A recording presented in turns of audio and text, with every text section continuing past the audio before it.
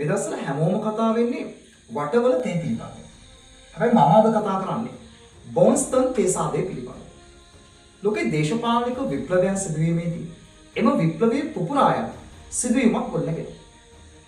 ඇමරිකානු ඉතිහාසය තුළ බ්‍රිතාන්‍යයන්ට එරෙහිව ඇමරිකානුවන් ගෙන ගිය ඒ දේශපාලනික විප්ලවය ඇමරිකානු විප්ලවයේ ලෙසට ලෝක ඉතිහාසය තුළ සනිටුවන්න තිබෙනවා.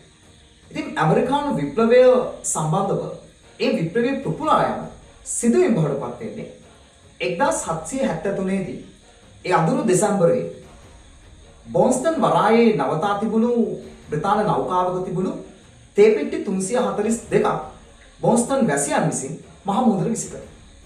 එය බ්‍රිතාන්‍යයන්ගේ ප්‍රකෝපය වැඩි කරන සිදුවීමක් වුවත් එය ඇමරිකන් විප්ලවයේ ආරම්භයේ සනිටුවන් කළ සිදුවීම් බවට පත් වෙනවා. 1783 වෙන විට පැරිස් සාම ගිවිසුම හරහා ඇමරිකාව නිදහස් හා ස්වාධීන රාජ්‍යයක් ලෙස බ්‍රිතාන්‍යයන් පිළිගනු ලබන අතර එම විප්ලවය ආරම්භ කළ වෙඩිමුරේ බවට පත් වුණේ බෝන්ස්ටන් තේ සාදය.